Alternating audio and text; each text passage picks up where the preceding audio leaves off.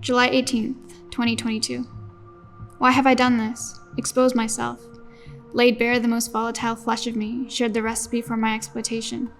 It is not usually my style to do this. I'm usually satirical. I crack a joke, too funny not to laugh, too pointed not to sting. I checkmate people into laughter and self-reflection. I'm stealthy. They laugh. They sting. They get it, what I've done.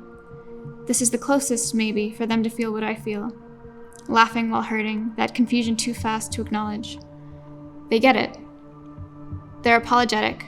They're empathetic. They think I'm so cool, so very cool, and they respect me for who I am. I retreat. Then they forget. The cycle resets. My stamina ever waning. Stealth like this is not sustainable.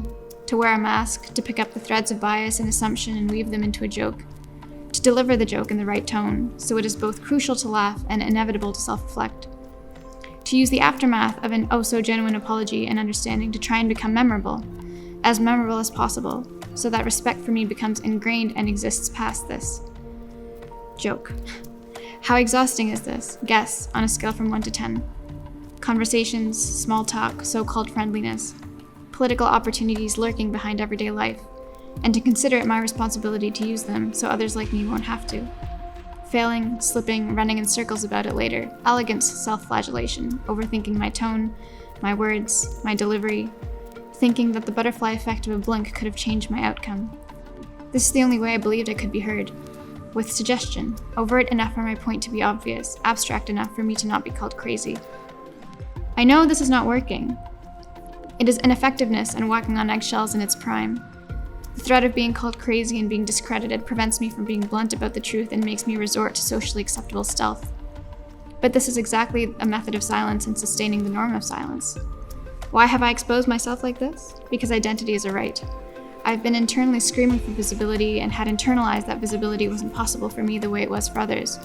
That belief, already, was instrumental to denying myself my right. That belief was construed by militant social rules, and it caused me to tell the truth with satire and analogy instead of bluntness, as is intuitive. No more. Please witness this backstage of me, full of self-harms and loyal to society, self-gaslighting, and then tell me I'm crazy. Please, I invite you to make the judgment. I'm kindly providing you with all the data you need so you can feel as logical as possible about your verdict on my life. The truth is, I see how things work. I can't unsee it. I know how the social entity here works because my body has wreaked its effects in real time. I can predict it, most of it. I can predict my tremors. You think I can seriously call Fredericton a home without hesitating? My growth in schools here was full of woke social fascists and hypocrisy, and it has changed my body. Alcohol is a god, those who don't preach are ostracized, and part of this first-world religion is to deny that this is how it works. I dissociate. Romantic intimacy is a sport, and part of that sport is to ostracize those who don't play and then deny that this is how it works. I dissociate. The simplicity is stunning. Between these two Western obsessions, there's no room for my reality. I feel like a different species. I am socially invisible. And I convinced myself it was hypersensitive of me to react so harshly to not having a social reality, when I have a good education, a good job, a nice house, great food, a comfortable, luxurious life, some fiercely loving people, good-natured friends and acquaintances, and professors who are nurturing beyond belief and give me an unshakable sense of purpose. When I have a pocket of people who are indeed my home, I should focus on what I have instead of pining about an overarching system. I can convince myself I'm happy within my limits. But this is not the point. Learning to be happy and equality are two different things. I'm not an equal here, and that is the purpose of these entries. I want this acknowledged. I want it in writing. I want it airtight. I want it in writing that I'm not an equal because I'm from a minority culture, and so my identity is not considered as valid as those of the majority culture here. I want my experiences to be proof of this. I want people to understand the power that comes with being part of a majority culture.